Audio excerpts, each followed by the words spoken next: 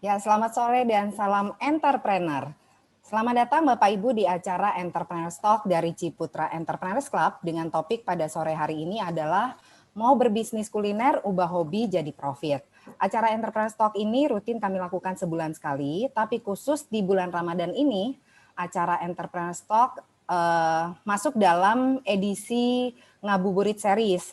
Jadi Bapak Ibu yang saat ini menjalankan ibadah puasa juga bisa sambil menunggu jam berbuka puasa untuk bisa mendapatkan acara-acara yang kami lakukan melalui webinar Zoom untuk semakin meningkatkan pengetahuan dan juga kalian Bapak Ibu dalam menjalankan aktivitas usahanya.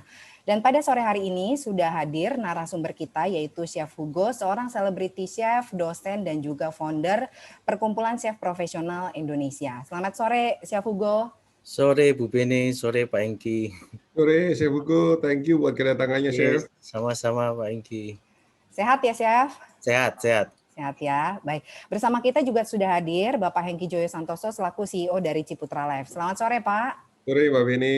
Sehat ya Pak ya pasti? Sehat, pasti sehat. Baik, Bapak Ibu terima kasih yang sudah bergabung. Acara ini akan berakhir nanti di jam 5.30. Bapak Ibu saya mau undang untuk bisa berpartisipasi secara aktif. Karena untuk 2 orang penanya terbaik akan mendapatkan reward yang sangat menarik dari Ciputra Entrepreneurs Club. Untuk mengawali acara pada sore hari ini, saya mengundang Pak Hengki selaku CEO Ciputra Life untuk memberikan kata pembuka. Silakan Pak. Ya, terima kasih Mbak Beni. Ya. Selamat sore, selamat datang dalam acara Entrepreneurs Talk. Dan selamat menjalankan ibadah puasa bagi Bapak Ibu semua yang menjalankan ibadah puasa.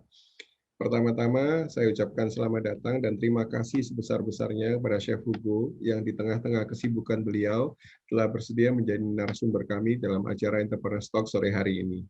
Chef Hugo adalah seorang selebriti chef yang sudah tidak asing lagi buat kita semua. Beliau dikenal di media sebagai The Singing Chef atau dijuluki juga The Chef of Sultan karena dedikasi beliau dalam mengeksplorasi dan mempromosikan Indonesian Royal Culinary melalui serial TV Dapur Raja. Selain sering tampil di dalam berbagai acara TV, beliau juga aktif menulis dan menerbitkan berbagai buku kulineri. Beliau juga salah satu founder dari Perkumpulan Chef Profesional Indonesia dan founder dari Food Startup Indonesia. Juga yang menarik lagi, beliau adalah dosen dari Universitas Ciputra. Luar biasa sekali. Bapak Ibu sekalian, di dalam kondisi pandemi yang saat ini kita hadapi bersama, banyak yang tentunya ingin mempunyai income tambahan dengan memulai dan membuka usaha sendiri. Usaha kuliner merupakan salah satu jenis usaha yang banyak sekali dipilih, karena investasi awalnya tidak terlalu mahal dan mudah untuk menjalankannya, terutama bagi yang mempunyai hobi masak. Dan bisa dijalankan dari rumah sesuai dengan keadaan pandemi yang menuntut kita untuk di rumah saja. Namun demikian, mengubah hobi masak menjadi suatu bisnis kuliner yang menguntungkan tentu tidak mudah. Banyak yang akhirnya menyerah dan menutup kembali usaha kuliner yang dirintisnya. Sore hari ini, kita akan banyak belajar dari Chef Hugo bagaimana mengubah hobi menjadi suatu bisnis kuliner yang menguntungkan. Chef Hugo akan membagikan pengalaman serta tips dan triks yang tentunya akan sangat berguna bagi Bapak Ibu sekalian yang berminat memulai usaha kuliner atau sudah punya usaha kuliner dan ingin mengembangkannya. Acara Entrepreneurs Talk sore hari ini tentu saja dipersembahkan oleh Ciputra Entrepreneurs Club. Bagi Bapak Ibu yang belum bergabung dalam program Ciputra Entrepreneurs Club, saya mendorong Bapak Ibu untuk segera bergabung. Bapak Ibu bisa menghubungi orang yang mengajak Bapak Ibu dalam acara webinar sore hari ini atau menanyakan lebih lanjut bagaimana cara bergabung melalui bisnis support kami. Program Ciputra Entrepreneurs Club sendiri memberikan berbagai manfaat kepada para membernya, antara lain meningkatkan skill entrepreneurship melalui berbagai seminar dan training, antara lain seperti acara Entrepreneurs Talk sore hari ini, mendapatkan proteksi asuransi untuk melindungi usaha dan keluarga dari para entrepreneurs maupun calon entrepreneurs, mengumpulkan modal usaha untuk memulai usaha atau mengembangkan usaha, serta mengembangkan relasi bisnis, mempromosikan usaha yang telah dimiliki, dan mendapatkan peluang-peluang bisnis baru. Saya percaya kondisi pandemi yang kita hadapi saat ini seharusnya tidak membuat kita putus asa. Kita justru harus semakin semangat untuk belajar dan menggali potensi kita untuk menciptakan peluang-peluang baru.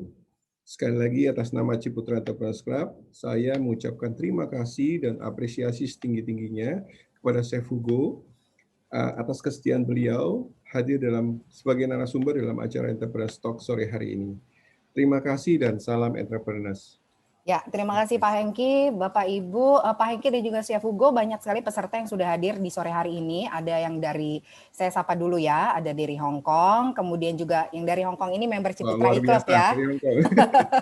Oke, kemudian juga dari Kota Serang, dari Ponorogo, dan beberapa kota lainnya yang sudah absen nih. Nanti Bapak Ibu yang ada di Hong Kong, di Indonesia, dan di negara lainnya yang berpartisipasi, karena kita selain lewat webinar, juga streaming melalui Facebook, Instagram, dan juga YouTube Ciputra Entrepreneurs Club. Bapak Ibu boleh berpartisipasi untuk bertanya secara langsung kepada Chef Hugo. Kalau yang di webinar bisa menggunakan fitur Q&A untuk Bapak Ibu yang bergabung atau melihat acara ini di Facebook, Instagram maupun YouTube bisa gunakan section komen. Baik, tanpa berlama-lama saya mau undang Chef Hugo untuk bisa menjelaskan topik pada sore hari ini. Mau berbisnis kuliner, ubah hobi jadi profit. Silakan Chef.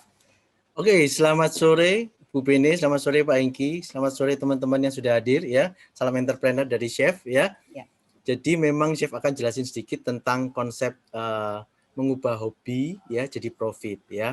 Jadi kita tahu bahwa kondisi pandemi ini memang ada yang suka masak kemudian jadi profit. Tapi ada juga yang terpaksa mengubah mindsetnya memasak itu jadi profit. Nah, Chef akan coba membantu teman-teman seperti ini. Waktu kita mau, ya Chef fokus ke digital branding sih. Memang materi yang hari ini Chef coba ajarkan itu tentang digital branding. Monggo Bu Bene. Ya. Jadi untuk bisnis makanan itu memang yang paling penting adalah teman-teman sebelum buka atau yang sudah buka itu sudah punya branding terlebih dahulu. Kenapa ini penting? Karena ini adalah kayak acuan dasar teman-teman mau kemana. Ya, jadi biasanya ada yang misalnya gini, hobi saya nasi goreng. Ya, kemudian kita akan coba samakan data. Ya, maksudnya begini. Orang yang suka nasi goreng itu berapa banyak sih? Nah, itu kita harus samakan data. Nyamakan dari mana? Dari digital. Kita bisa ngeceknya. Nanti Chef ajarkan pakai strategi 502-nya Instagram itu. Nah, itu teman-teman bisa lakukan itu. Ya, jadi selain hobinya itu jadi profit, itu bisa berkembang lebih besar. Cuman kita harus bekerja cerdas. Caranya gimana? Harus punya konsep branding yang bagus. Jadi nanti ini setengah workshop, Chef akan ajak teman-teman untuk gimana caranya yang tadi hobi itu profitnya bisa maksimal dengan cara membenahin brandingnya. Kemudian kita itu aplikasikan lewat media sosial. Makanya Chef hari ini ngajarkan tentang digital branding. Ya, digital branding ini penting karena apa? Efektif. Basisnya itu data. Teman mau cari data apa aja bisa ditarik. Makanya ini penting. Kemudian mudah diaplikasikan. Ya, kalau teman-teman lihat sekarang semuanya itu bisa narik data, bisa cari tahu gimana efeknya suatu promosi itu terhadap bisnis kita. Ya, kalau teman-teman ikut kelas Instagram di YouTube itu banyak yang keluar uang 50.000 dapat 100.000. Dia hitung dan itu semua bisa diatur.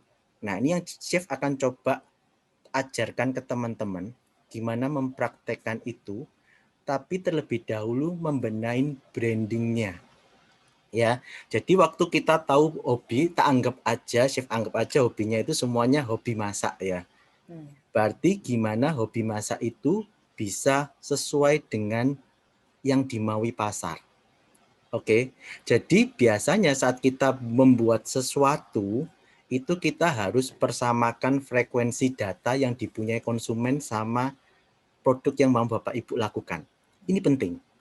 Jadi caranya gimana? Yaitu tangannya harus rajin ngecek hashtag yang paling banyak, paling tinggi di internet itu apa.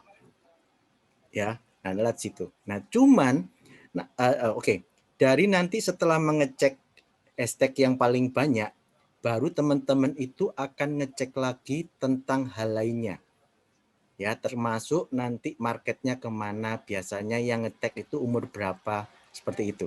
Ya, jadi gini aja, biar gampang, kita langsung aplikasi ya teman-teman. Silakan ngambil kertas ya. Chef akan mulai juga memulai membenahin branding awal. Kenapa? Karena ini jadi panduan nanti teman-teman untuk bekerja, untuk jadi profit. Yuk, next boleh.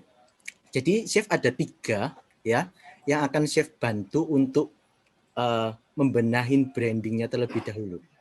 Karena ini nantinya itu begini, kalau teman-teman brandingnya sudah beres, itu akan memudahkan untuk promosi. Jadi kita sudah tahu, oke, hobiku ini untuk jadi profit, segmen pasarnya harus sesuai yang tak mau. Kita kan tahu nih, misalnya nasi goreng. Siapa sih yang makan nasi goreng? Oh ternyata orang yang begini. Orang yang begini ini umur berapa? Nah ini teman-teman harus jadi punya panduannya. Caranya gimana? Ya tadi itu, cari tahu lewat media sosial. Ya. Nah setelah tahu, nah teman-teman pindahkan itu ke form ini. Ya, supaya ini nanti bisa jadi acuan untuk kita melakukan promosi berikutnya. Seperti itu. Ya. Jadi biasanya yang ditanyain kalau kita mau bikin branding ya, itu hal-hal ini ada 3 bagian, brand identity ya, nanti satu lagi ya, ada 3.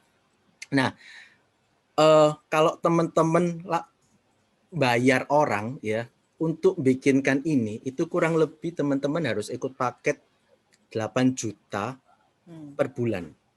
Dan ikut paketnya misal harus minim 4 bulan. Itu barusan brandingnya benar.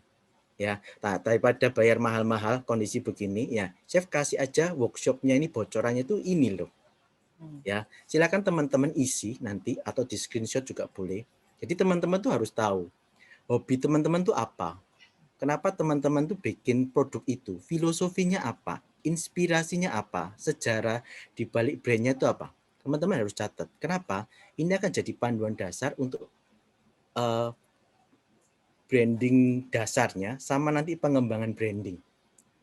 Kalau berubah dari yang filosofi awal, nah itu teman-teman harus pikirkan.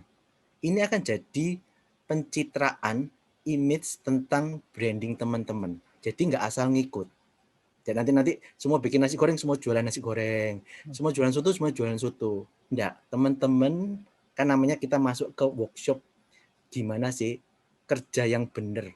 Kenapa kok branding-branding di luar yang besar-besar itu bisa maju sedemikian pesat? Karena mereka berakar pada satu yang kuat namanya brand. Nah, itu teman-teman saya coba ajarkan ya. Jadi benerin dulu filosofinya, inspirasinya sama sejarahnya. Setelah itu nanti ditanyakan, teman-teman tuh janjikan brandnya itu apa? Dicatat. Aku pengen jadi snack terbaik. Ya snack begini. Aku pengen jadi, kalau memang harus nasi goreng yang seperti apa? Ada nggak sejarah nasi goreng yang teman punya itu yang berbeda dengan yang lain? Ini yang harus teman masukkan ke dalam konsep branding teman-teman. Ya, baru nanti uniknya apa sih? Misalnya, karena kita punya level kodasan sekian level. Saya punya karena tingkat kemanisan sekian level. Nah ini dimasukkan, karena itu nanti akan jadi the whole konsep buat maju berperang. Nggak punya ini, teman-teman mau perang pakai apa gitu loh. Nanti ditanyain sama form yang ada di Instagram, ada di Facebook, target marketnya apa?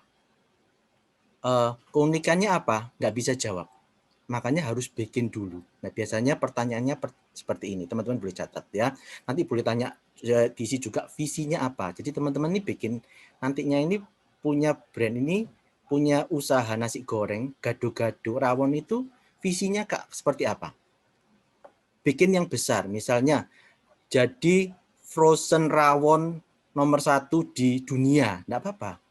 Nanti kita bisa kirim rawon ke seluruh dunia, tapi visi harus ditulis. Kenapa? Karena itu adalah patokan tujuan teman-teman untuk loncat nanti. Kalau cuman jualan rawon, apa bedanya sama yang di luar sana dengan yang Bapak Ibu hadir di webinar ini? Jadi teman-teman harus punya visi dulu. Misalnya saya punya snacknya itu kayak misalnya keripik singkong. Visinya apa? Jadi keripik singkong yang mendunia. Lewat mana? Nah, salah satunya nanti lewat misalnya Ciputra Entrepreneurs Club dibantu dikenalkan. Nah, itu tapi harus punya visi terlebih dahulu. Itu akan jadi panduan ya. Terus misinya baru nanti langkah-langkahnya. Ditulis juga. Terus dicek, bikin aja brand dalam satu kalimat apa.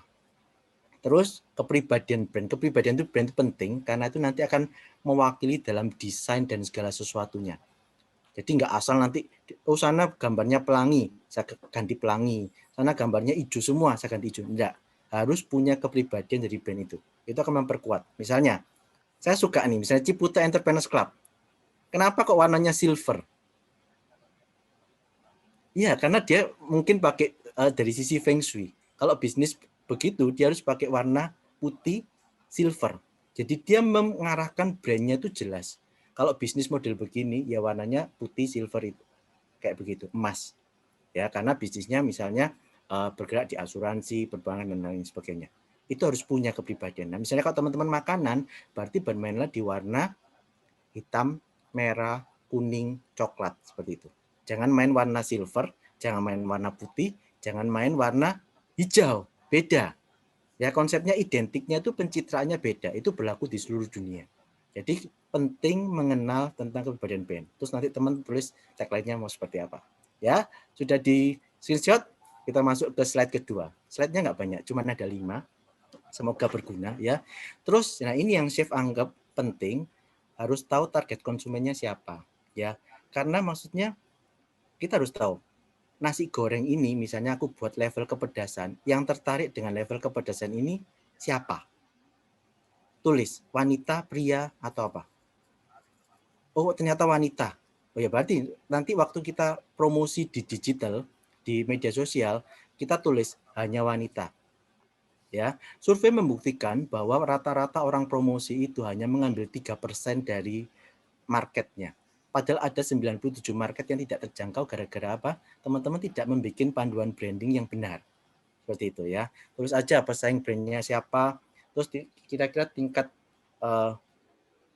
posisi brand teman-teman di mana? Masuk low, medium, apa high? Terus perbedaannya apa? Terus apa yang Anda lakukan untuk pengenalan dan promosi? Tapi aku rasa jawabannya semua digital branding karena sekarang larinya ke sana ya. Yang ketiga, teman-teman itu boleh, yang ketiga boleh next-nya Bu ini. Nah, ini identitasnya. Teman-teman harus punya ini dan tulis preferensi warna. Mengapa memilih warna tersebut? Ini efeknya akan ke seluruh desain. Jadi nanti kalau marketing nanya desain warnanya harus apa? Jelas, kita perusahaan ini warnanya ini. Jadi nggak hari ini warnanya coklat, besok warnanya hijau. Kenapa? Ini adalah pencitraan. Kalau teman-teman nanti misalnya sudah bangun selama 5 tahun warnanya hijau tiba-tiba diganti merah, orang akan bingung. Oh dulu mungkin bukan produknya.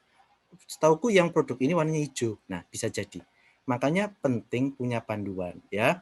Terus punya nggak warna yang tidak diinginkan? Ya sudah jelas kita nggak pakai warna biru, kita nggak pakai warna hijau juga untuk makanan ya, kecuali itu herbal. Herbal masih biasanya orang masih menggunakan warna hijau. Tapi kalau bukan selain herbal, biasanya kita nggak menggunakan warna hijau. Terus kalau punya referensi desain, monggo dituliskan juga. Ya, dituliskan di sini terakhir, kalau itu orang, itu kayak apa? Karena ini nanti juga berpengaruh kepada ikon, kemudian kepada flash nanti yang akan jadikan untuk promosi. Ini penting.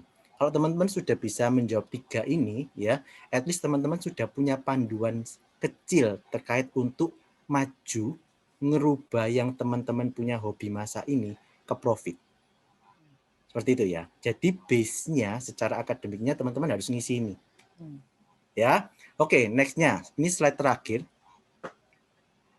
Ini praktek cara menggunakan strategi yang kalau ada di media sosial.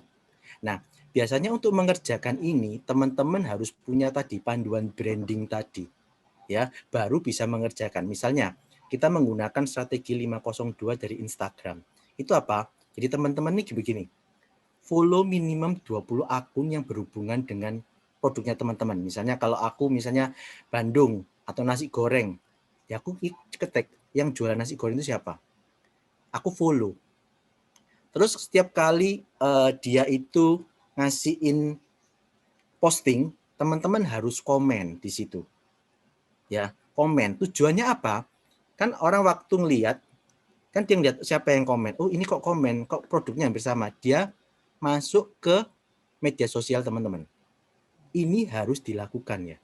ini akan merubah ya, ini termasuk salah satu yang banyak sekali viral, omsetnya langsung berkali-kali lipat karena melakukan hal ini.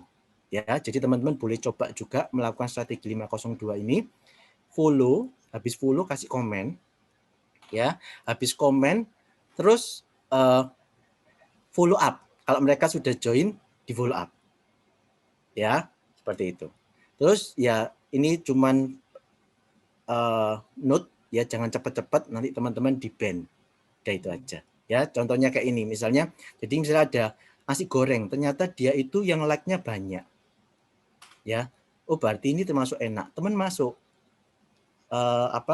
follow ya. Terus habis follow cepat komen di, sering-sering aja komen, tapi jangan komen lagi, kasih waktu. Begitu komen kan orang lihat, oh ini komen kok profil picture-nya lucu ya. Nah, teman-teman mulai masuk. Makanya komen itu juga harus ditata, cara tata bahasanya seperti itu. Oke, mungkin itu yang Chef bisa share ya. Nanti silakan teman-teman bertanya ya supaya keluar ilmunya ya.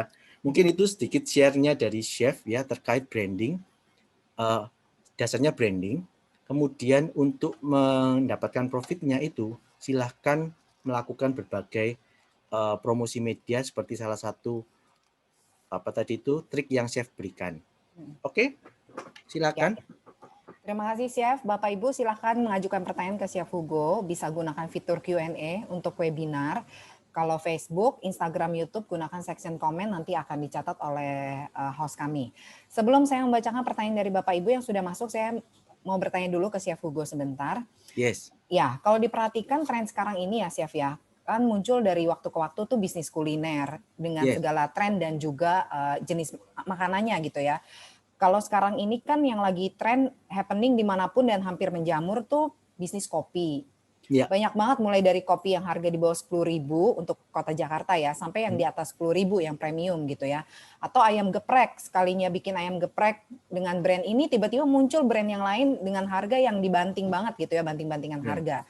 Nah kalau menurut Chef sendiri, kalau kita baru masuk ke bisnis kuliner, apakah sebaiknya kita ikuti tren yang ada sekarang ini atau kita membuat sesuatu yang berbeda gitu, yang sesuai dengan hobinya kita. Kalau tadi katanya Chef misalnya hobinya makan nasi goreng dan kebetulan juga bisa masak nasi goreng, ya udah daripada ikutin tren saat ini bikin bisnis geprek atau coffee shop, ya udah saya bikin nasi goreng tapi mungkin di tatanya tuh lebih kekinian atau kemasannya lebih kekinian. Gimana Chef? Baiknya seperti apa kalau kita baru mau terjun ke bisnis kuliner?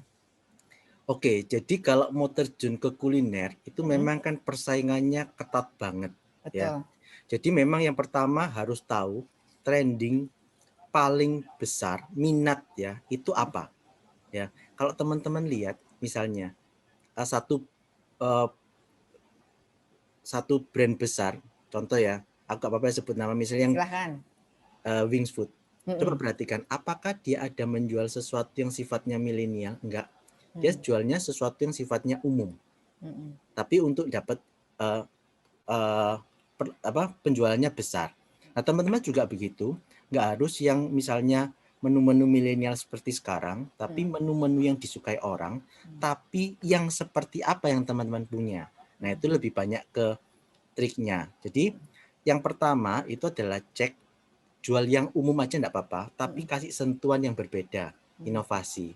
Yang kedua, yang chef biasanya lakukan itu adalah substitusi. Jadi misalnya, yang dulu misalnya aku bikin sushi, ya, kuliner Jepang, itu aku harus pakai misalnya beli mirin, kemudian pakai sake. Ya. Nah, waktu chef substitusi, chef ganti produknya. Yang dulunya mirin, tak ganti sama pek biju. Pernah tahu kalau di pasar tuh ada namanya yang botol hijau ya, arak beras. Aku pakai pek biju, tak kasih gula sedikit. Nah, itu akan menggantikan mirin tapi versi lokal. Kemudian sakenya aku tetap pakai pek bijunya full. Karena itu juga arak beras yang kita punya, enggak harus import dari Jepang. Ya. Jadi bisa inovasi, bisa substitusi. Jadi misalnya substitusi begini. Kalau aku kan misalnya produk cookies, aku akan ngecek produk cookies yang produk mentega Mm-mm. yang punya rasa paling tinggi Mm-mm. tapi harga paling murah. Mm-mm. Nah, itu bisa jadi substitusi. Biasanya harusnya Oh. butter, full butter, Wisman misalnya. Mm-mm. Aku sekarang pakai 1 margarin. Mm-mm. Nah, ini sebagai bentuk substitusi. Mm-mm. Yang dulunya susah nyarinya, aku Mm-mm. pakai. Misalnya, kalau dulu isian aku misalnya ayam. Nah, aku yang kulakukan apa? Jadi aku bikin inovasi satu produk yang full pakai daging premium. Kemudian daging ayam yang masih nempel di tulang itu aku betetin, aku lepasin untuk menu yang lain. Jadi itu jadi ada yang kelas premium aku jual lebih mahal, tapi ada yang overlap itu aku jual untuk satu menu yang harganya juga mahal juga, tapi jadi sesuatu yang baru. Nah, itu teman-teman yang harus pintar ke dalam terkait substitusi tadi.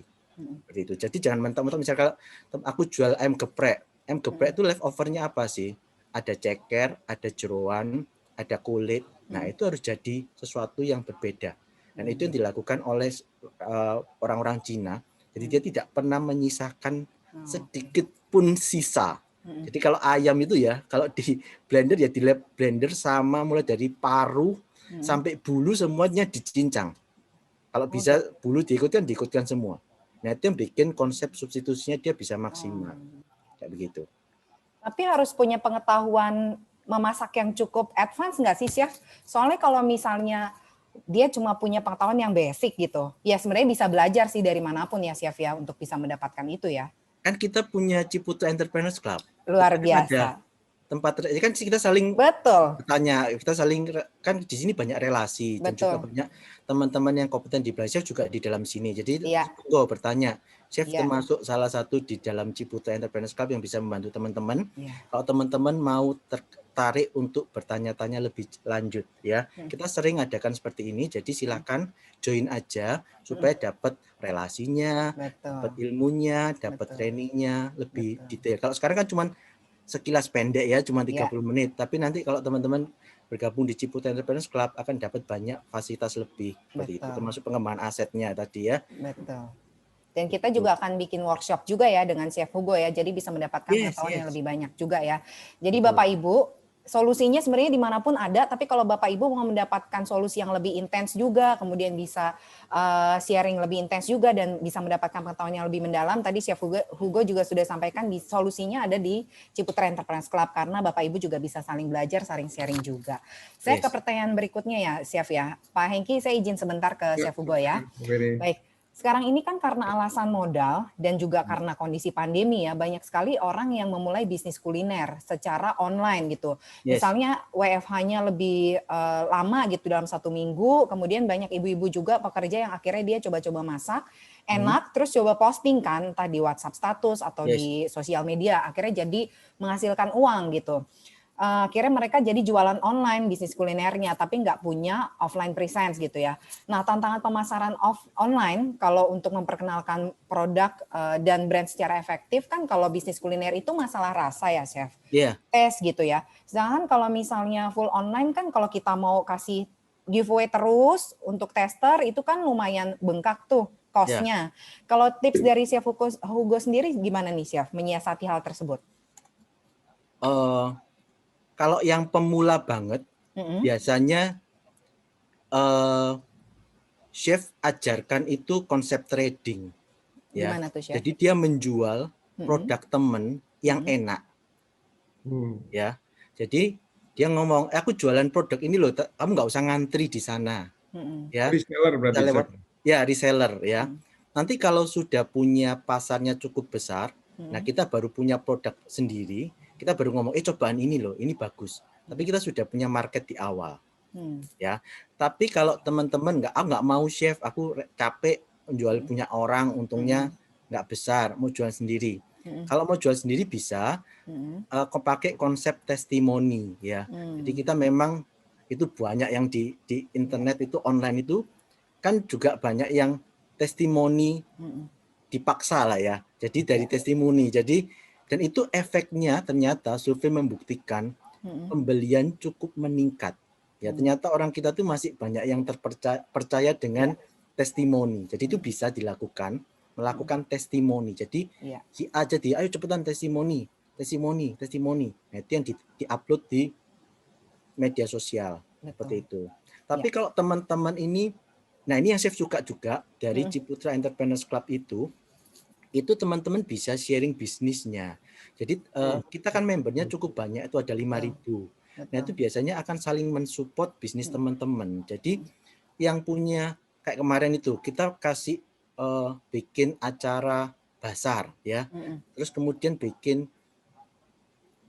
table talk tentang bisnisnya A, B, C, D. Jadi at least teman-teman tahu. Kemudian pas ada coba-coba kan mereka juga testimoni. Jadi sesama member di dalam klub ini itu sangat membantu juga produk teman-teman untuk menjadi besar. Seperti itu. Kemarin juga kalau yang di Surabaya itu kita juga jadi saluran buat informasi dari pemerintah. Misalnya kemarin kita ada share ke para member, silakan gabung itu misalnya Pemkot ngasih stand gratis ya. Kita ada dikasih stand gratis di sentra ikan Bula. Tempatnya bagus banget, satu serambi di depannya langsung laut ya. Kondisinya karena pandemi kemarin ditutup, jadi banyak yang keluar. Nah, kosong bingung Pemkotnya toh. Nawarkan ke kita. Nah, kita ngambil kesempatan itu karena kita tahu pandemi akan berakhir dalam beberapa bulan ini. Sikat dulu karena kalau nanti pandeminya lewat, yang dulu pernah buka stand di sana balik. Nah, kita cepat-cepat masuk. Nah, informasi seperti itu biasanya akan di-sharekan ke biasanya klub-klub seperti ini. Itu teman-teman join aja ya, itu akan membantu bisnis teman-teman seperti itu. Itu salah satu alternatif yang bisa teman-teman dapatkan. Ya, betul sekali ya. Jadi sebenarnya kalau misalnya baru pemula terus supaya meminimalisir budget atau cost juga bisa tadi ya dari testimoni, karena kita nggak perlu tahu produk itu seperti apa dengan mencicipi ya Chef ya, cukup lihat dari review atau testimoni orang ya. Yes. Ya, dan juga di Ciputra Club menjadi solusi untuk bisa mempromosikan produk atau usaha dari member kita juga. Selain dipromosikan oleh Ciputra Club, juga dari member yang lain juga akan saling support untuk mempromosikan usaha satu sama lain. Baik, sebelum saya lanjut ke pertanyaan Bapak Ibu, Pak Hengki mungkin ada yang mau ditanyakan sebelumnya Pak, silakan. Ya, Chef. Thank you, Chef. Kalau kita perhatikan nih Chef di bisnis kuliner itu kan selain kita bisa membangun brand sendiri atau menciptakan produk sendiri, bisa dilakukan juga dengan franchise. Ini kan banyak sekali tawaran franchise nih, dari mulai yang miliaran sampai cuma jutaan gitu kan. Kalau menurut Chef Hugo sendiri, sebagai orang yang baru mau mulai berbisnis kuliner, lebih baik kita bangun brand sendiri atau langsung aja beri franchise? Jadi kalau bikin brand sendiri itu memang berat ya. Kita tahu banyak cerita-cerita tragis ya saat kita membangun brand ya. Memang karena biasanya teman-teman yang bangun brand itu tidak punya dasar yang kuat untuk membangun brand. Sehingga makanya Chef tertarik untuk share yang tadi itu loh. Isi dulu itu akhirnya jadi panduan teman-teman bikin brand. Nah, cuman franchise sekarang itu agak mulai rancu ya, karena kan konsep franchise itu sekarang rancu dengan proyek kerjasama. Karena kan orang-orang ini kayaknya tahu Pak Hengki, kalau franchise itu pajaknya lebih besar daripada kalau kita cuma ngomong kerjasama. Kemitraan gitu ya. Kemitraan. Nah kalau kemitraan itu pajaknya kecil, jadi teman-teman ini kayaknya sudah jago banget. Jadi tidak mau pakai bahasa franchise ya. Nah, cuman memang franchise itu enaknya apa? Sistemnya sudah ada, produknya sudah ada, teman-teman tinggal jalan cari orang untuk menjalankan.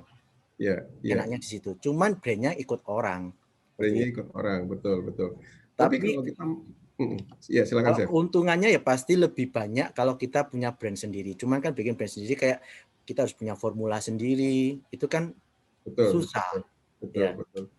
Investasinya lebih besar kalau bikin brand sendiri ya, Chef ya. Betul, lebih besar. Tapi memang kalau sukses akhirnya pasti keuntungannya lebih besar gitu kan, Chef ya. Betul. Tapi gini, Chef, kalau misalnya kita mau putusin nih, oke ya udah saya mau beli franchise aja.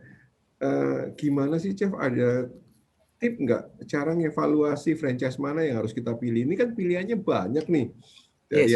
Dari mulai ya misalnya kopi aja udah mereknya udah macam-macam gitu kalau kita mau bikin usaha kopi kan, dan banyak sekali franchise-nya. Itu cara Oke, milihnya gimana gitu buat orang yang baru mau masuk bisnis kuliner ini kan kebingungan kadang-kadang. betul. Jadi biasanya kalau chef, makanya kadang konsultasi itu penting ya. Ya, Jadi memang chef itu kalau di Universitas Ciputra, chef memberikan konsultasi gratis. Maksudnya ya, begini, kita cek dulu ya, misalnya aku mau ambil franchise eh, ayam ayam goreng renyah, ayam goreng crispy kayak fried chicken. ya, Ya. ya, Terus ditanyain berapa franchise-nya 5 juta. ya. Nah, chef tanya dulu, yang paling menurutmu oke itu apanya? Oh, Hmm, formulanya chef, enak. Nah, kalau itu kan gampang. Kamu tinggal ya, misalnya ke satu perusahaan, tak kasih kontaknya. Biasalah tak kasih kontaknya. Kamu pergi ke Ajinomoto, contoh, sorry sebut brand ya. Kamu ya. pergi ke sini, ya, tak kenalkan salesnya. Kamu langsung aja beli formula, dia sudah ada tepung jadi. Nanti juga Hmm, diajarkan, dikasih training untuk penggunaan produk. Begitu juga nanti kopi. Nanti chef bisa kasih nomornya, kamu hubungi ini aja loh. Misalnya kamu untuk branding sendiri, ya. tetap kalau chef lebih prefer kamu bikin branding sendiri, tinggal tak bantu produknya itu mengenalkan ke supplier-supplier yang skala publikasi, yang jelas ada BPOM-nya, ada maksudnya benar-benar diriset ya, jadi nggak asal nyampur tepung buka buat franchise seperti itu. Jadi biasanya yang chef anjurkan tetap bikin brand sendiri ya. Yang chef bantu itu adalah tak kenalkan relasi franchise untuk produk formulanya seperti Hmm, itu. Jadi lu bungono ini karena juga kamu selisih 5.000 per kilo untuk tepung itu ngefek loh, kalau dikali per hari habis berapa kilo, kemudian dikali 1 bulan, itu ngefek, bisa sampai 3 juta, itu bisa bayar satu pegawai untuk jaga satu gerobak. ya, Gitu. Jadi kamu tak betul. kenalkan aja, hubungi misalnya Pak Lukman. Pak Lukman ini biasa untuk memasarkan formula tepungnya. Atau misalnya kamu hubungi Pak, kalau itu ada misalnya sirup-sirup gitu ya, kamu hubungi Pak yang dari Kuera ya. Kamu bisa kontak dia, nanti dia akan ngasih kamu trik-triknya formulanya, karena tapi ya itu pakai sirupnya dia atau pakai kopinya dia, itu ada, itu akan jauh lebih murah. Biasanya itu yang kita uh, berikan apa itu konsultasinya kayak begitu Iya. ya. Jadi kalau misalnya, Chef, kalau franchise itu sebenarnya apa sih yang lebih kita pilih? Brandnya atau apanya ya, Chef ya? Kalau kita memang mau beli franchise.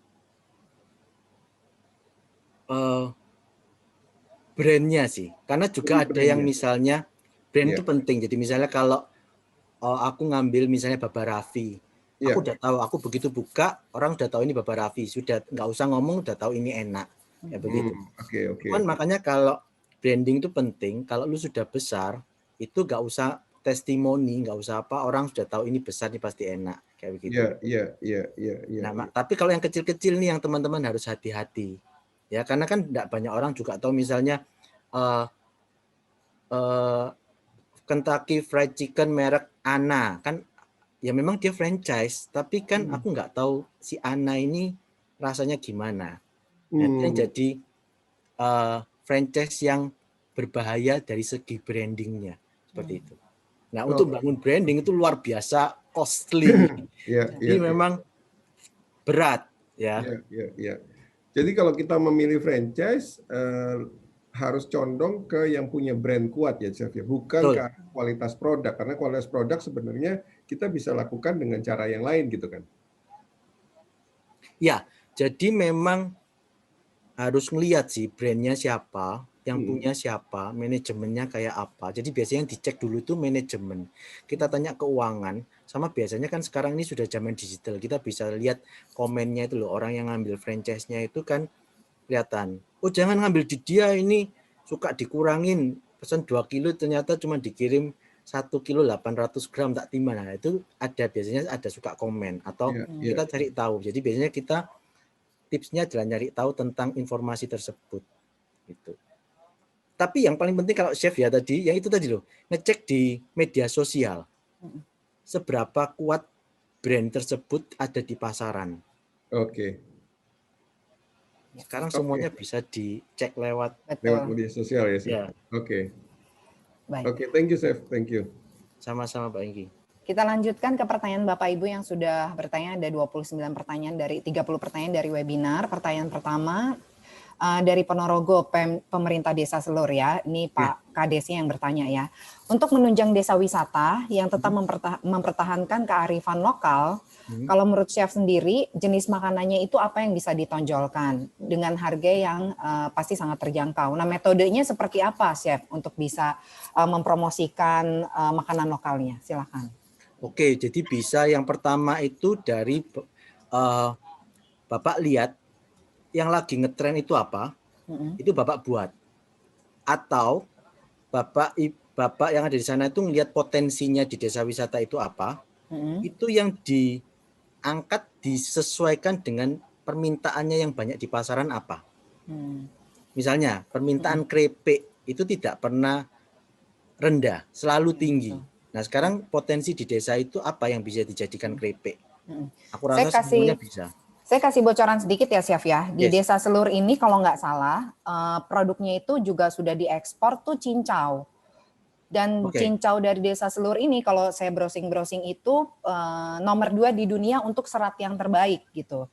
Nah kira-kira apalagi nih Chef, maksudnya yang perlu dieksplor gitu selain cincau mungkin turunannya banyak dan olahannya banyak ya Chef ya. Tapi kalau menurut Chef sendiri apalagi yang bisa diolah gitu dari cincau kan biasanya cuma minuman dan setahu saya kayaknya yang ditonjolkan dari Desa Selur ini minuman. Kalau saran dari Chef sendiri apa yang harus diolah lagi dari cincau? Ya, tak kasih tahu ya, negara kita itu kaya raya. Di negara lain itu hampir ada orang yang bisa makan karena memang tanahnya nggak bisa ditumbuhin apa-apa. Kalau Bapak Ibu punya potensi seperti itu, kalau memang capek untuk yang level nasional, lari ke ekspor, Pak. Nah itu nanti akan dibantu teman-teman yang punya relasi di klub ini, ya akan coba bantu misalnya, oke hubungi ke sini aja untuk ekspornya. Karena itu, nah kita biasanya mencocokkan cincau itu paling mirip secara international branding dengan apa. Misalnya itu sangat mirip dengan puding kaolingkau yang dari Chinese. Nah, kita akan masuk cincau untuk nembak pasar itu, tapi dengan informasi bahwa ini nggak pahit. Nah, itu dikemas sedemikian rupa, kita main ekspor. Kalau Bapak berhasil nembus pasar ekspor untuk nembak produk yang substitute dari kaolingkau itu tadi, Bapak Ibu desanya bisa maju banget. Kayak gitu sih. Oke, jadi bisa dicari ya, Chef ya. Bisa, semua bisa. Kita tuh kaya, cuman kita ini belum berpikir ke sana. Nah, itu yang biasanya kita tim dari CEC ini akan bantu teman-teman. Ayo, kamu ini bisa kaya, gitu loh. Bisnismu ini bisa dikembangkan. Begitu. Ini wadahnya sudah ada seperti itu. Baik, saya ke pertanyaan berikutnya, Chef. Idealnya berapa produk atau menu untuk memulai bisnis? Apakah satu produk dengan berbagai variasi atau 2-3 produk untuk awal? Satu kalau fokus itu sukses. Kalau misalnya banyak tapi nggak fokus juga percuma. Ya satu tapi fokus itu pasti sukses. Jadi biasanya gini, chef itu ngelihat komitmennya ya. Jadi misalnya yang dilakukan apa? Oke, setiap pagi saya nyari reseller. Kalau dilakukan setiap itu, mau produk apapun ya pasti sukses. Cuman ya dilakukan nggak itu loh. Langkah-langkahnya biasanya ke situ. Ke kinerja operasional kalau masalah sukses enggaknya itu. Satu aja tapi difokuskan. Ya, betul. Berikutnya Chef, ya satu aja apapun ya untuk bidang apapun ya Chef, nggak cuma bisnis kuliner ya, tapi yang penting fokus gitu ya. Berikutnya pertanyaan dari Kota Serang atau Serang nih ya. Berapa margin yang ideal untuk bisnis kuliner? Apakah disarankan 15-20% atau bisa lebih dari itu? Silakan Chef. Memang rata-rata 15-20 itu biasanya untuk hotel ya, kuliner hotel. Tapi kalau Bapak Ibu biasanya untuk yang kondisi misalnya pasar konvensional itu 30-40 masih memungkinkan. Kalau yang tradisional itu bisa sampai di angka 60%. Itu luar biasa loh. Itu keuntungannya bisa banget. Apalagi lo bisa buka pasar ekspor. Itu akan luar biasa. Ya. Kita lanjut ke berikutnya. Ini berkaitan dengan logo dan branding.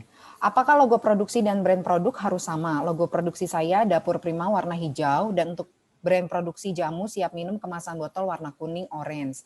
Bagaimana juga untuk produk menu makanan ayam, bebek dan sebagainya? Apakah bisa sama dengan warna dari brand yang sebelumnya? Silakan Chef.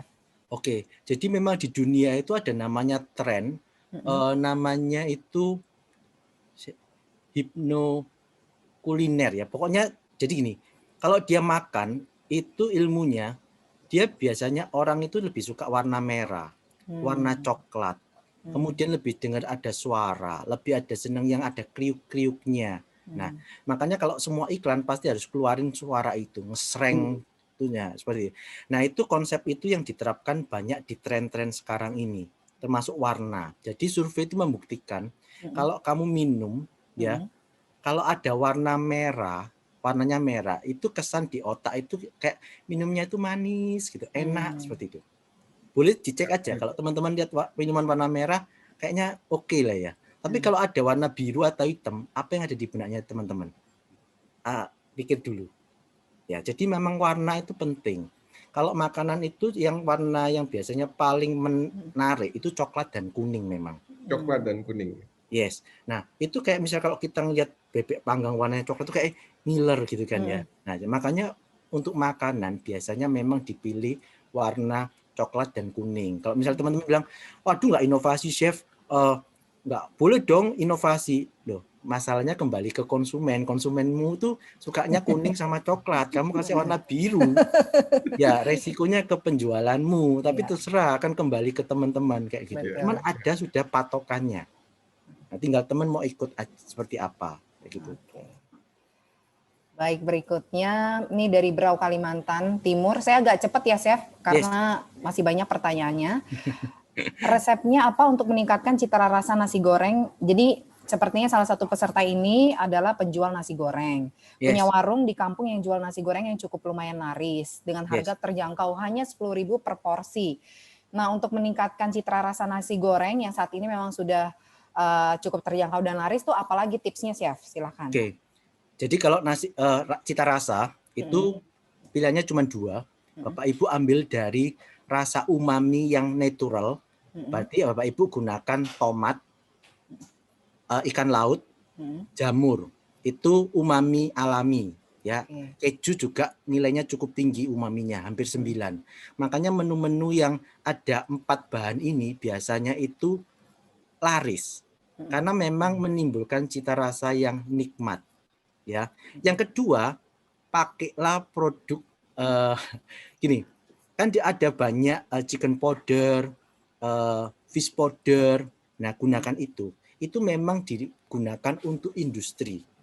Jadi kalau Bapak Ibu mainnya sudah industri, pakailah produk industri.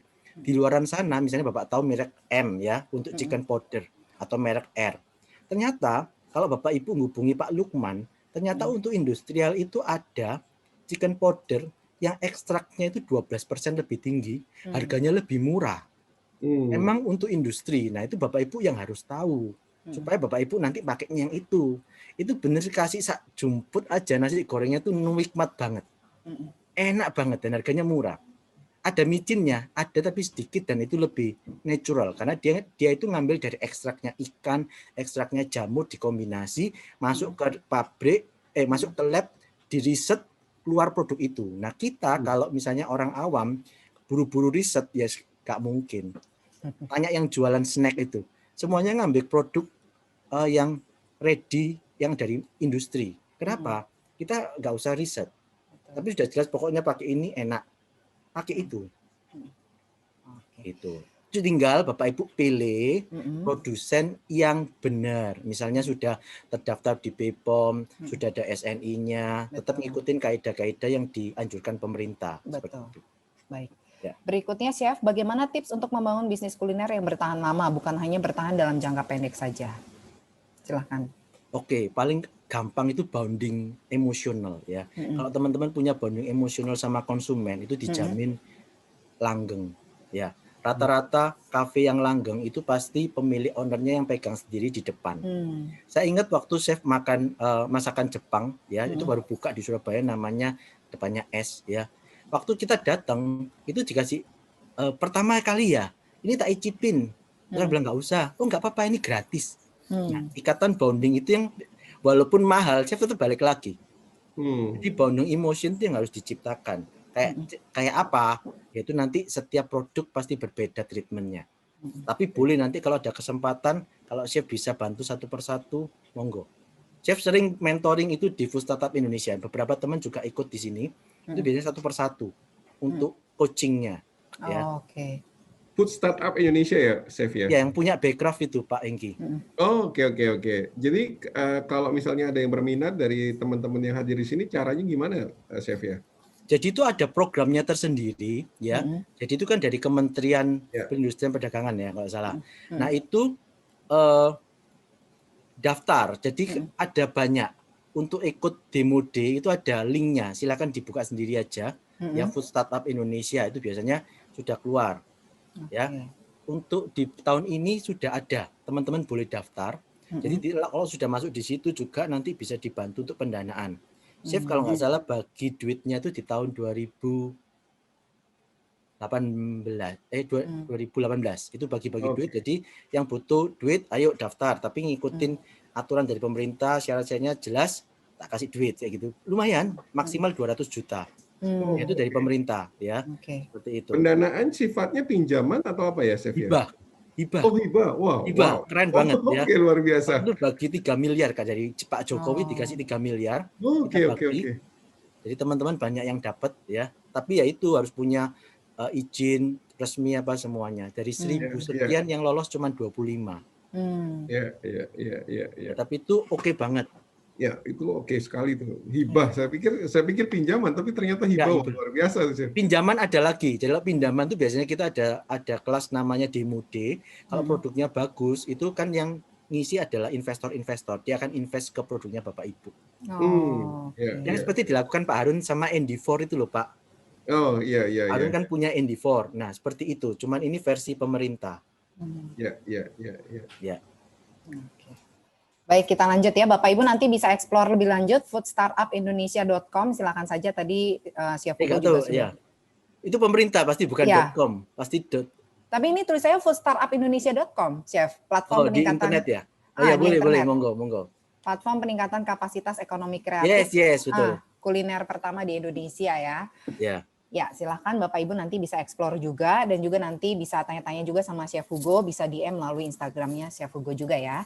Tak konfirmasi ya, yang maksudnya Chef Founder itu begini, kan itu program pemerintah. Kemudian kita ada beberapa yang tertarik untuk melatih mereka. Kita bikin komunitas sendiri namanya Food Startup Indonesia. Pusatnya di Jogja sih, seperti itu. Tapi kita punya di Surabaya, di Bandung, ada di beberapa daerah. Nah itu yang biasanya kita ada WhatsApp grupnya di sana. Baik. Kita lanjut Chef ke pertanyaan berikutnya dari Hong Kong. Bagaimana cara menangani untuk produk musiman? Contohnya sekarang ini kue kering, nastar banyak dipesan di musim lebaran aja, tapi habis itu hilang. Silakan Chef. Nggak apa-apa, itu kayak ambilnya hit and run. Ada kesempatan ambil, nggak apa-apa, jalan terus. Jalanin aja ya Chef ya. Karena itu memang harus menyesuaikan ya Chef ya. Yes, menyesuaikan. Oke. Soalnya kan juga kita ngasih THR juga nggak setiap bulan toh. Cuma di bulan itu aja, jadi ya hit and run. Oke, ini pertanyaan ada yang mirip-mirip, jadi saya skip ya Bapak Ibu untuk yang mirip-mirip. Kemudian atau harus saya, ini ada lagi dari kepala desanya ya, apakah saya harus pasang support by Ciputra e-Club supaya bisa cepat langsung jreng? Nggak ada masalah, nanti bisa dicantumkan. Kalau di sini Bapak sudah menjadi member di Ciputra e-Club, nanti bisa member of Ciputra Entrepreneurs Club, seperti yang dilakukan oleh member yang sudah tergabung di Ciputra e-Club. Yes. Baik, berikutnya pertanyaannya adalah dalam masa pandemi ini apakah bisnis makanan ringan atau cemilan itu masih ada peluang dan harus mulai jual dari mana Chef? Silakan. Oke. Peluangnya masih besar ya. Peluangnya masih besar. Ya.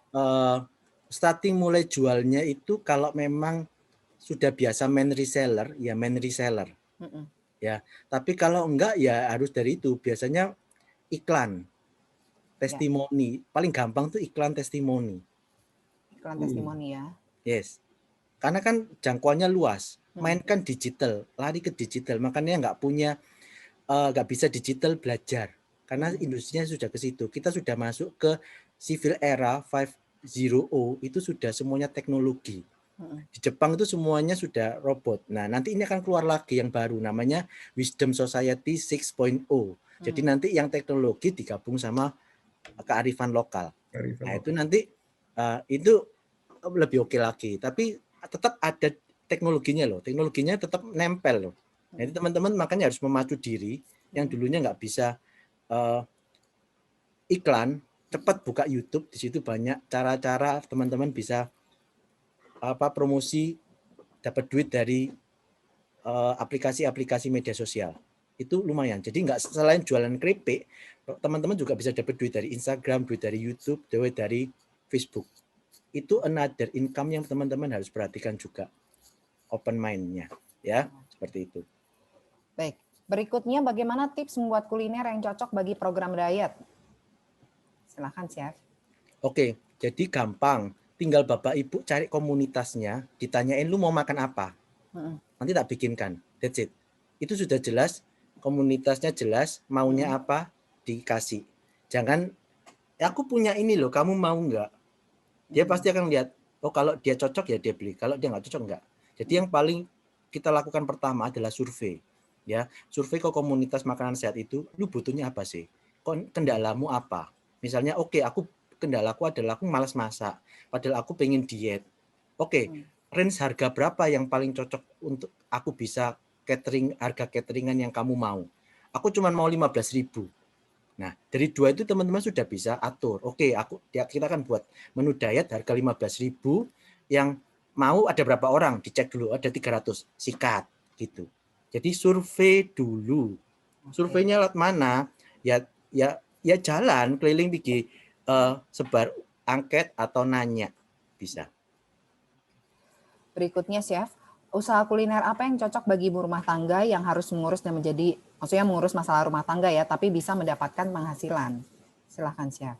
Ngurus rumah tangganya itu ngapain aja? Takutnya dia dari pagi sampai malam nggak ada waktu, terus apa yang mau dulu nggak bisa. Dia ngurus siapa? Misal anaknya 5 masih balita, pasti susah ya.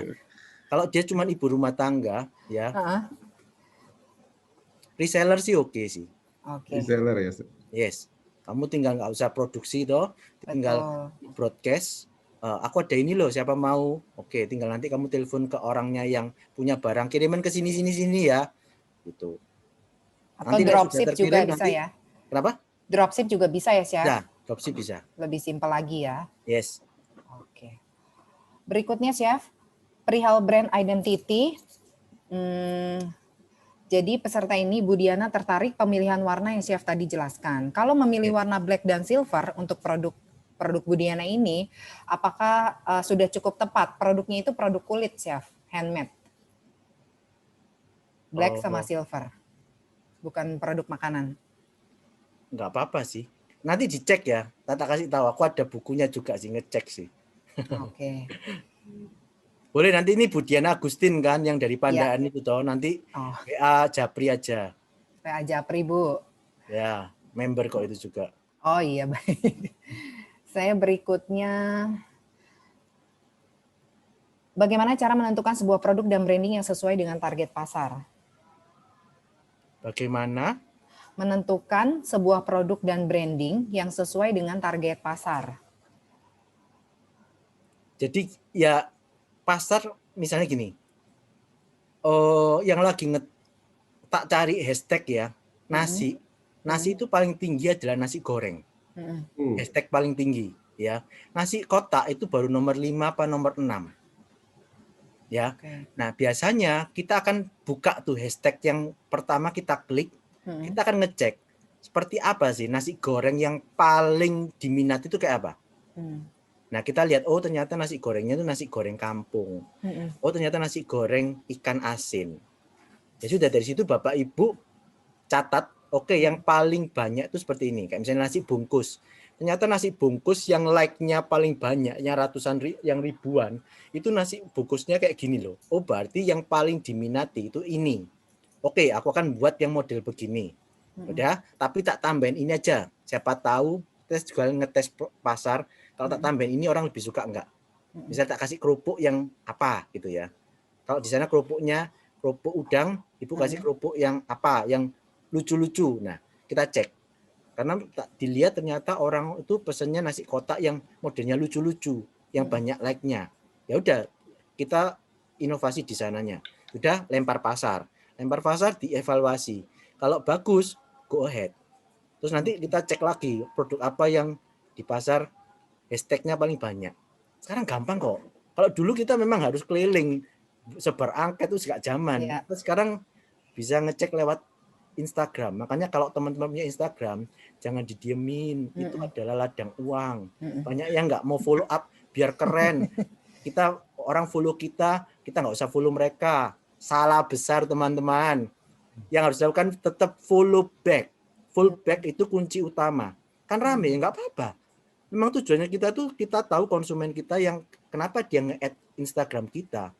Yang ada adalah kita sok bagus lah. Nggak ada yang kita nggak usah full back, semua orang udah follow kita, nggak akan bertahan lama teman-teman. Sekarang zamannya kita harus action, ya pentelengin tuh yang ngefollow teman-teman, itu adalah ladang uangnya teman-teman. Serius. Jadi follow sebanyak-banyaknya ya, Chef ya? Iya, malah kalau bisa Callback ya. sebanyak-banyaknya. Oke. Ya. Bapak Ibu juga nanti pemasaran melalui Instagram, terutama Instagram bisnis juga akan diajarkan di Ciputra Entrepreneurs Club di tanggal 24 April ini, tapi memang eksklusif hanya khusus untuk member. Jadi Bapak Ibu yang belum bergabung di Ciputra Entrepreneurs Club, silakan Bapak Ibu bergabung supaya bisa mendapatkan banyak sekali pelatihan-pelatihan yang eksklusif hanya diberikan khusus untuk member untuk menunjang peningkatan dan pengembangan bisnisnya Bapak Ibu. Satu pertanyaan lagi ya, Chef, terakhir. Baik. Pertanyaannya, bagaimana cara mengembangkan bisnis kuliner dari warung kecil yang sudah dibangun 30 tahun yang lalu oleh keluarga? Apa yang harus pertama kali dikembangkan terlebih dahulu? Karena kebetulan peserta ini adalah penerus dari warung tersebut. Silakan, Chef. Kecil seberapa kecilnya? Maksudnya omsetnya berapa ya, gitu mungkin ya, Chef, sebulan? Ngomong aja enggak apa-apa. Lebih spesifik ya. Ini Pak Eka atau Bu Eka ya, Pak Eka atau Bu Eka Prakoso, boleh kasih keterangan tambahan omsetnya berapa dari warungnya gitu, jadi punya gambaran juga ya apa yang harus dikembangkan terlebih dahulu. Mungkin sambil nunggu, Chef, kalau boleh saya satu pertanyaan. Jadi sekarang ini kan memang eranya kita masuk ke dunia digital, tetapi kan sebenarnya kalau kita lihat bisnis kuliner ini kan tidak bisa dilepaskan dari taste, kemudian dari ambience, dua hal itulah, dari taste kemudian dari ambience-nya juga. Seberapa penting sih, Chef, kita punya offline presence untuk bisnis kuliner kita? Atau ya udah fokus ke online aja? Oke. Jadi gini Pak Hengki, kalau data surveinya itu memang ada market yang senang offline, ada market yang online. Oke. Jadi market yang offline itu memang dia disuruh beli online ya oke lah, tapi dia lebih senang nongkrong, dia lebih senang social life-nya itu ada di tempat dia bisa beli. Misalnya kayak toko oleh-oleh, dia kayak kalau nggak ke toko oleh-oleh itu kayaknya kayak nggak ada feel belanja shoppingnya. Nah itu masih ada, market itu masih ada. Jadi kalau dibilang market offline itu ya harus punya. Tapi yang anak milenial market sekarang itu dia enggak butuh offline oleh toko offline. Nah, jadi mereka yang generasi X, Y, Z ini lebih gampang percaya. Nanti sudah kecentok ya wes gak beli lagi. Beda sama generasi kita tuh, kita masih pengen gak enak gak beli lo ya. Nah, gitu. Tapi kita pengen nyobain dulu gitu, Chef ya. Ya. Ngerasain testernya dulu. Kalau sekarang enggak, lihat fotonya bisa. Betul. Tapi banyak yang juga ngelihat foto dia sudah percaya. Iya. Jadi marketnya kalau dibilang ya bervariatif, makanya itu yang ngurus nanti sistem yang ada di media sosial. Bapak Ibu nggak usah bingung. Jadi Bapak Ibu tinggal maunya apa, nanti iklannya itu akan menyasar ke orang-orang yang Bapak Ibu mau. Makanya branding itu penting. Bapak Ibu harus tahu aku pasar marketku itu siapa. Supaya nanti di waktu ngisi, kan kita suruh ngisi itu formnya yang ada di marketnya berapa, nggak bisa asal nanti berarti kan luas, bayarnya mahal. Nah kita tujuannya kan bayarnya murah, tapi nembaknya tepat. Nah itu makanya perlu branding, biasanya gitu. Jadi biasanya kalau mau ditanya angkanya berapa, itu yang tahu sih sistem yang ada di media sosial. nanti dia bisa nyasar sendiri. Itu akan nembak ke orang-orang yang sesuai dengan apa yang kita mau. Biasanya seperti itu. Apa tergantung pricing dan produknya sendiri, Chef? Contoh nih, misalnya saya kayak kopi, kan ada yang mereknya dari luar gitu, yang depannya S, itu kan memang dia kelihatannya memang orang offline presence-nya sangat penting gitu, Chef. Ya, karena tadi brandingnya dia itu adalah membangun social life, bukan ke online. Jadi dia sudah jelas, dia disuruh online, oke, itu aku lakukan, tapi secondary target, yes. Primernya dia memang visinya, misinya itu as a social life. Jadi dia memang besarnya di situ. Untuk kerja gitu, tempat untuk nongkrong, kafenya gitu ya. Betul, betul. Makanya dia menciptakan segala sesuatunya itu yang berhubungan sama brandingnya tadi. Visinya dia sebagai social life. Gitu. Dan beda dengan yang kopi yang depannya K. Ya, itu dia memang yang depannya K malah lebih ke Tugo ya, Chef ya. Ya, Tugo. Makanya itu branding penting karena itu akan nyasar ke marketnya. Jadi waktu kita iklan, Starbucks akan menyasar orang yang memang senangnya nongkrong. Nah, kalau yang Kopika itu akan menyasar orang yang biasanya beli kopinya itu Tugo. Nah, yang ngatur itu nanti sistem. Makanya saya suka kalau punya sesuatu yang sifatnya bersistem kayak CEC itu loh. Jelas. Itu makanya aku ikut. Gitu. Siap. Ini udah dijawab. Ini salah satu member kita juga. Betul. Thank you, Chef. Sama-sama, you're welcome. Karena aku merasa banyak keuntungannya sih. Betul. Aku banyak kenal relasi baru, ya, kenal beberapa investor juga, bahkan Pemkot juga kerjasama sama kita, karena melihat komunitas kita yang mayoritas pebisnis seperti itu. Baik. Ini pertanyaannya masih abstrak ya, Chef ya. Dijawab omsetnya hanya 25 sampai 30, lagi ditanyakan juta atau berapa gitu. Chef mau jawab atau kita mungkin akhiri gimana, Chef? Silahkan. Ya, oke. Jadi kalau itu masih level 25 sampai 30 juta itu memang bisa dibilang kecil tapi nggak kecil-kecil amat, ya. Sekarang mau diviralkan nggak? Karena kalau diviralkan itu harus punya konten, kemudian harus dilihat produksinya itu mumpuni nggak. Kalau misalnya tiba-tiba yang datang langsung 3.000 orang. Ya, nah kalau misalnya aku mau gini, maunya dibesarin kayak apa? Buka cabang warung, kalau buka cabang warung kan besar modalnya.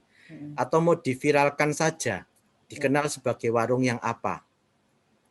Ya, kalau memang mau begitu itu gampang, tinggal kita cari konten, diviralkan, pelanggannya banyak.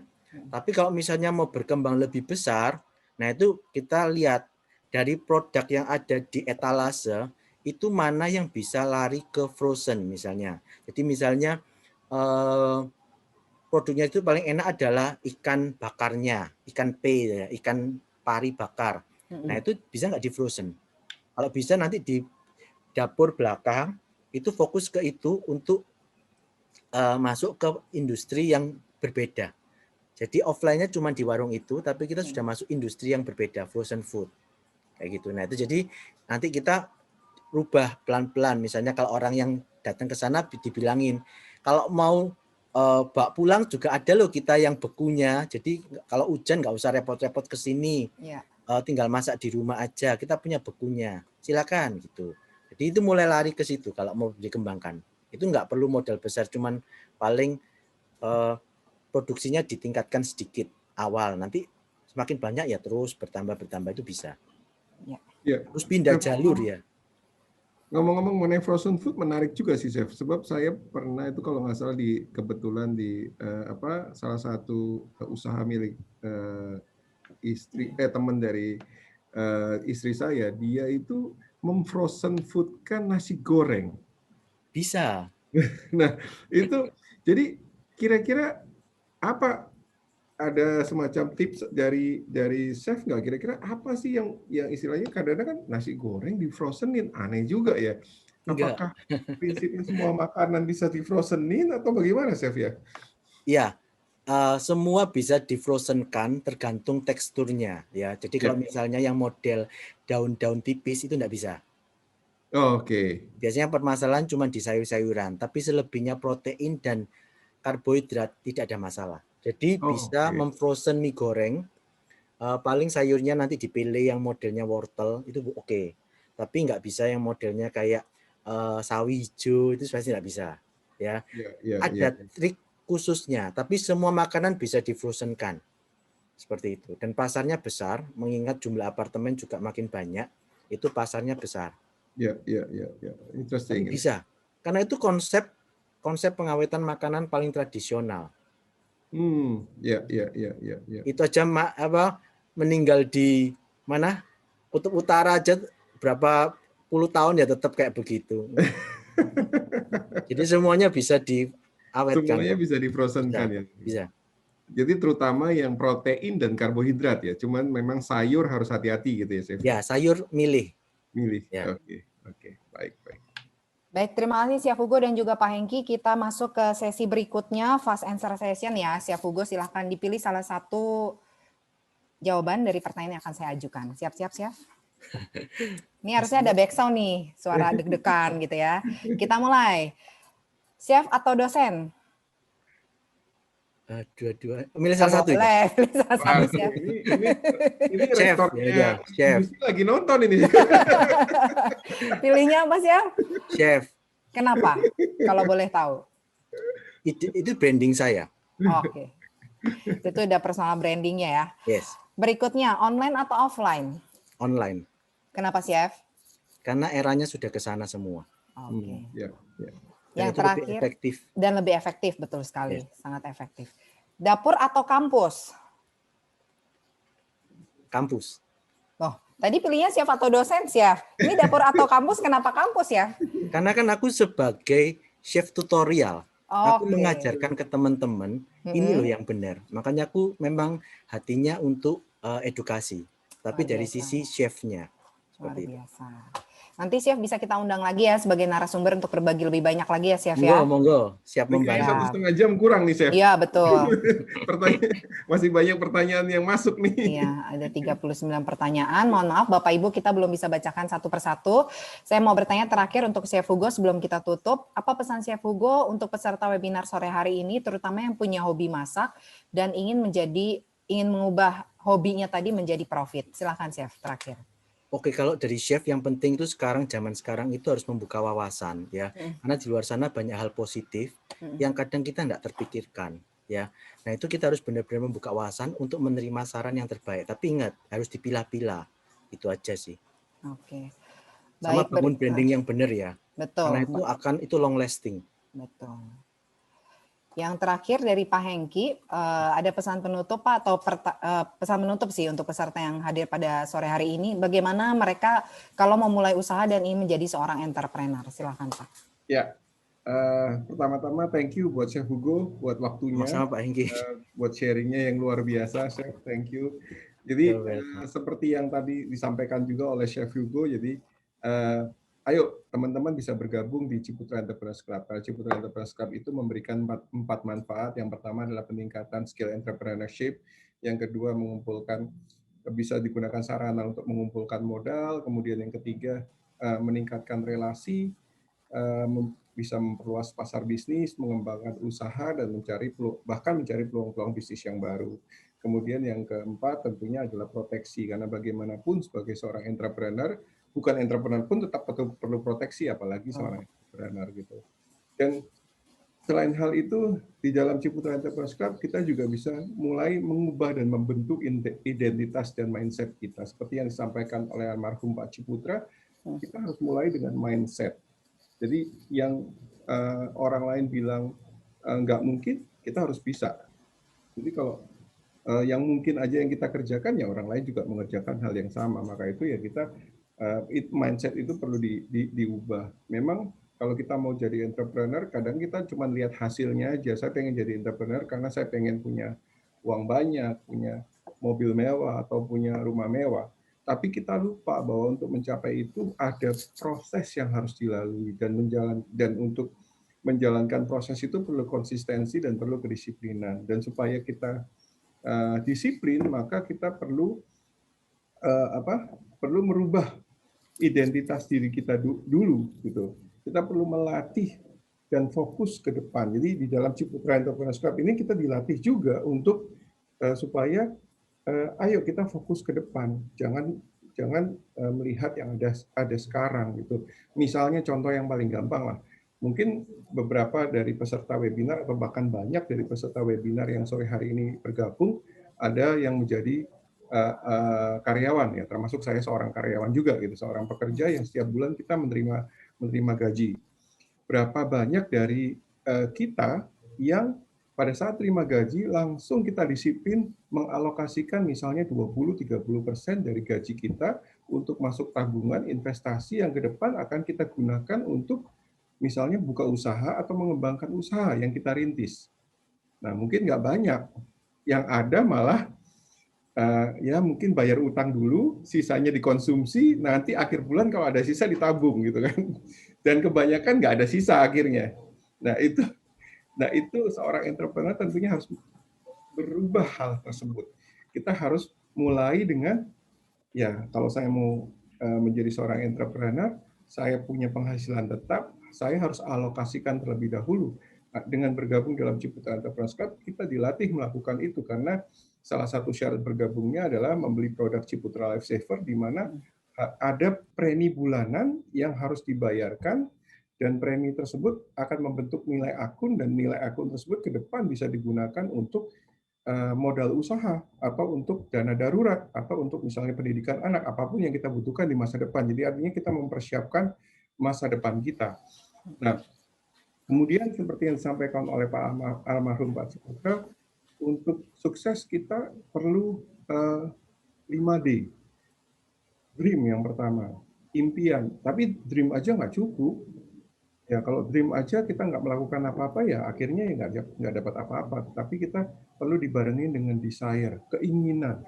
Perlu dibarengin juga dengan dorongan, drive.